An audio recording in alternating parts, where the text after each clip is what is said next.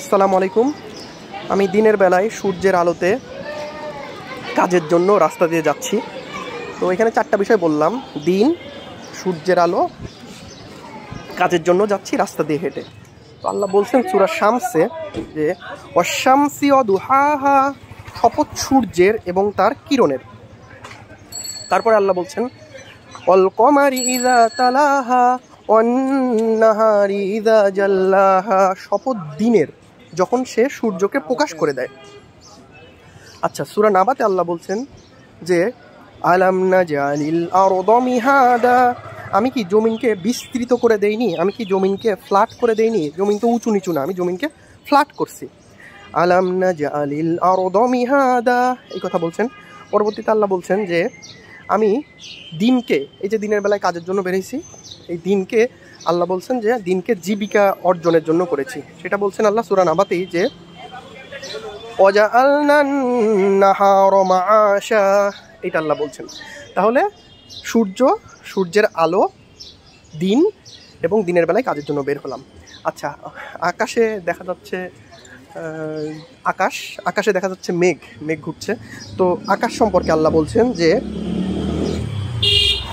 আল্লাযী খালাকা সাবআ সামাওয়াতিন তিবাকা, সূরা মুলকের আল্লাযী খালাকা সাবআ সামাওয়াতিন তিবাকা, আমি সপ্ত আসমান স্তরে স্তরে সৃষ্টি করেছি। মা তারা ফি খালকির রহমানি মিন তাফাউত, তুমি আল্লাহর সৃষ্টিতে কোনো তফাৎ দেখতে পাবে না, কোনো ত্রুটি দেখতে পাবে না। ফারজিল বাসরা হাল তারা মিন ফুতুর সুম্মা রজিল বাসরা কাররাতাইনি ইয়ানকালিবু ইলাইকাল বাসরু খাসিআন ওয়া হুয়া হাসির। তারপর আল্লাহ বলছেন যে তুমি তোমার দৃষ্টি ফেরাও, বারবার তাকাও এবং তাকায় দেখো কোনো কিছু পাও কিনা ফাটল।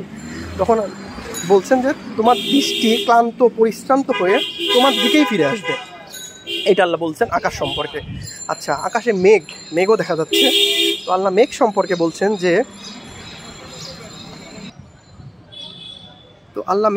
বলছেন যে ওয়া আনজালনা মিনাল মুসিরাতি মাআন সাজ্জাজা, আমি মেঘমালা থেকে প্রচুর বৃষ্টি বর্ষণ করাই।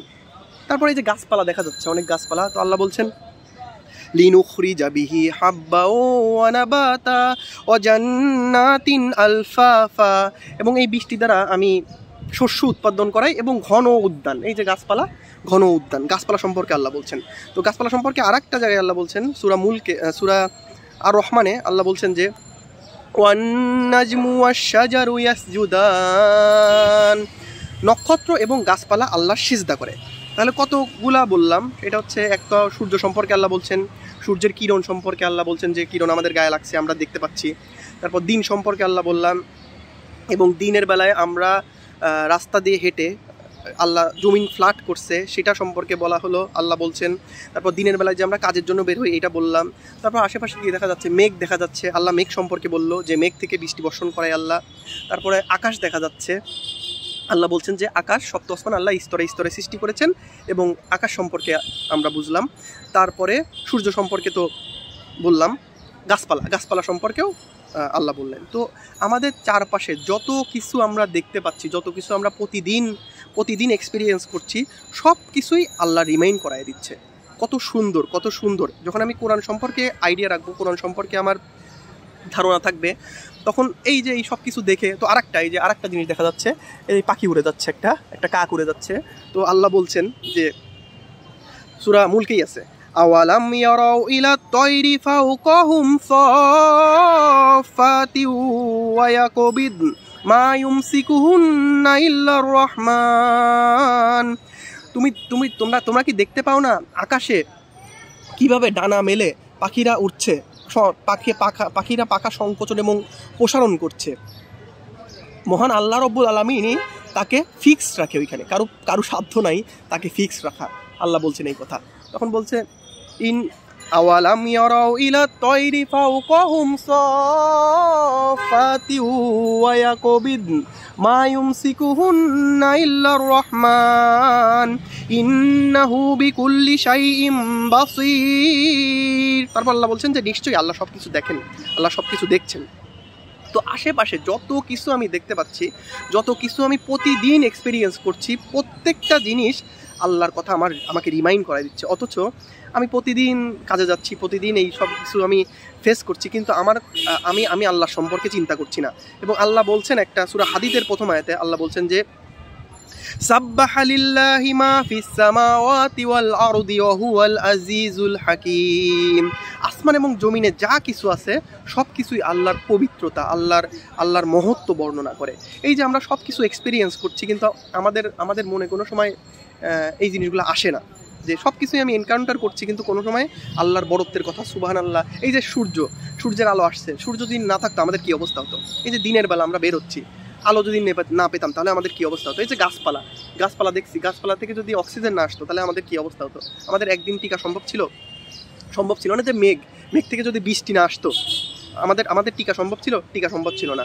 আল্লাহ সূরা মুলকে একটা জায়গায় সূরা ওয়াকিয়াতে একটা জায়গায় বলছেন যে তোমরা যে পানি পান করো, সে পানি সম্পর্কে ভেবে দেখছো কি আমি তো আসমান থেকে নামাই নাকি তোমরা নামাও? আমি চাইলে সেটা লোনা করে দিতে পারি, তিতা করে দিতে পারি, তবু এটার জন্য কৃতজ্ঞতা প্রকাশ করো না?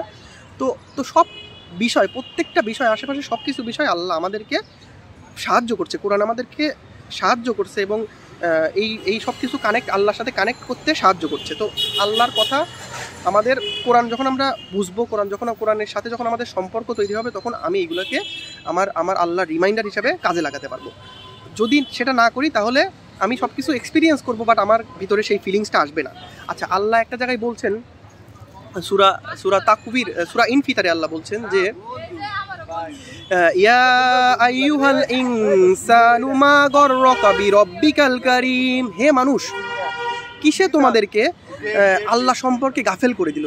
কোন বিষয়টা তোমাকে আল্লাহ সম্পর্কে ভুলাইয়ে দিল? কত মারাত্মক একটা কথা। দেখেন, যেখানে সব কিছু আল্লাহ রিমাইন্ড করাই দিচ্ছে, বাট আমি আল্লাহ সম্পর্কে ভুলে গেছি, আমি আল্লাহর কৃতজ্ঞতা প্রকাশ করতে ভুলে গেছি, আমি আল্লাহর বরত্ব, এই যে এত কিছু দেখে, এত কিছু এক্সপিরিয়েন্স করে আল্লাহর বরত্ব বর্ণনা করতে ভুলে গেছি।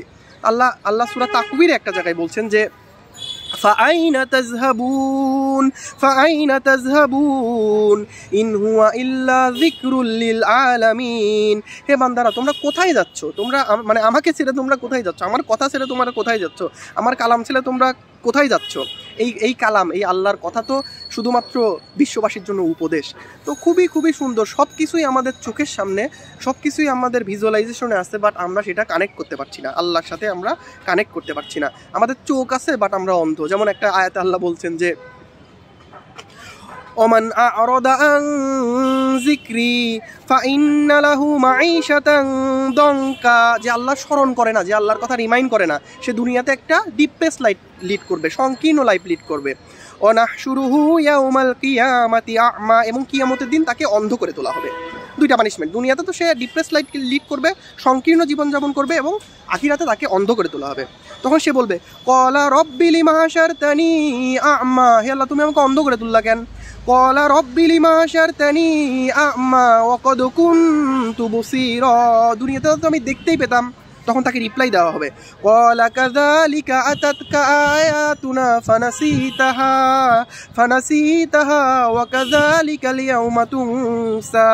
এটা এজন্য যে যখন তোমার কাছে দুনিয়াতে আমার আয়াত আসছিল, আমার সায়েন্স আসছিল, আমাকে রিমাইন্ড করা দেয়, এইসব বিষয় আসছিল, তখন সেগুলোকে তুমি চোখ থাকতেও দেখোনি, তুমি সেগুলোতে অন্ধ ছিলা। সেই জন্য আজকের দিনে তোমাকে ভুলে যাওয়া হবে। কত বড় রিমাইন্ডার, কত বড় কথা যে আমি দেখতেছি সব কিছু। এই যে গাছপালা, পাহাড় পর্বত সম্পর্কে আল্লাহ বলছেন যে ওয়াল জিবালা আউতাদা। আল্লাহ কি পাহাড়কে পেরেক স্বরূপ করেনি? মানে আশেপাশে সব কিছু তুমি দেখছো, তুমি সূর্য দেখছো, তুমি দিন দেখছো, তুমি সূর্যের আলো নিচ্ছ, তুমি গাছপালা দেখছো, তুমি পাখি দেখছো, তুমি মেঘ দেখছো, তুমি বৃষ্টি দেখছো, তুমি আকাশ দেখছো, তুমি সব কিছু দেখছো, বাট এই সব কিছু দেখেও তুমি অন্ধ। এইগুলা হচ্ছে আল্লাহর আয়াত, হচ্ছে সাইন। আল্লাহর আয়াতকে বলে যে সাইন। এই যে আল্লাহর আয়াত আসছিল, আল্লাহর কথা আসছিল, আল্লাহ রিমাইন্ড করানোর জন্য তোমাকে প্রতিনিয়ত সব কিছু দেখানো হচ্ছিল, বাট তুমি সেইগুলো দেখেও চোখ থাকতেও অন্ধ ছিলা। তুমি আল্লাহর কথাতে, আল্লাহর আয়াতে চোখ থাকতেও অন্ধ ছিলা। সেই জন্য আজকের দিনে তোমাকে অন্ধ করে তোলা হবে।